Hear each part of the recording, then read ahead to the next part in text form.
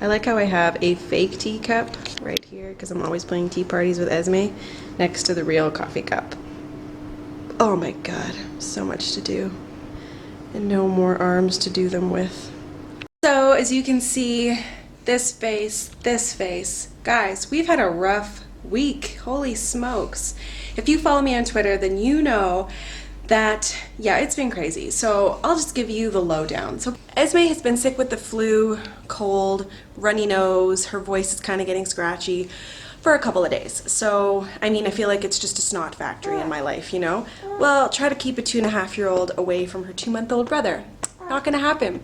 So then, what was it? 2 days ago, Jack just obviously started feeling a little bit sick, and I could tell something was up because it was like marathon breastfeeding, always wanting to be held like he is right now. Then the uncontrollable crying started, so we took his temperature and it was like 100.1 or something.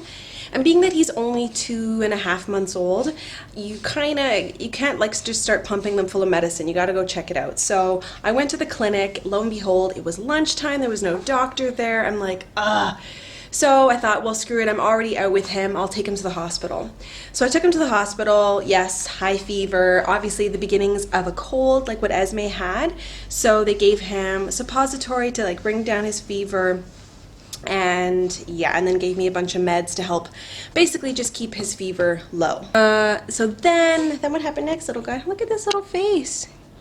Oh, he looks really pale in this light, but he's not feeling his best.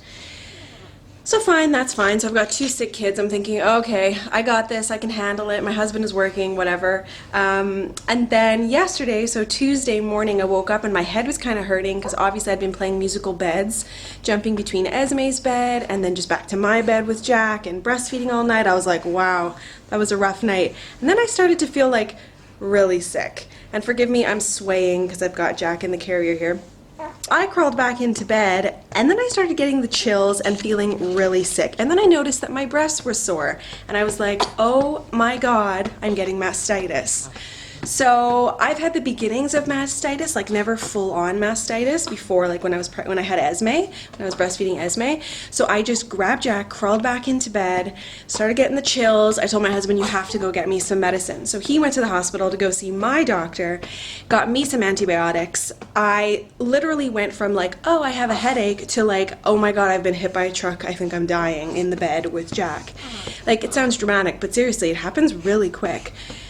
So my husband came back with the antibiotics. I took that. Within 2 hours, I started feeling normal. Took like hot showers, massaging out the sore spot. Like, it's no joke, man. Like, mastitis is a breast infection, if you're not sure. And it's very common amongst, obviously, breastfeeding moms. Only breastfeeding moms get it, I think. And it's not only from a bad latch or anything. It's just from being really run down. And being that I had 2 sick kids, it was, you know, one of them things. Say hi, everyone. Hi. Yeah.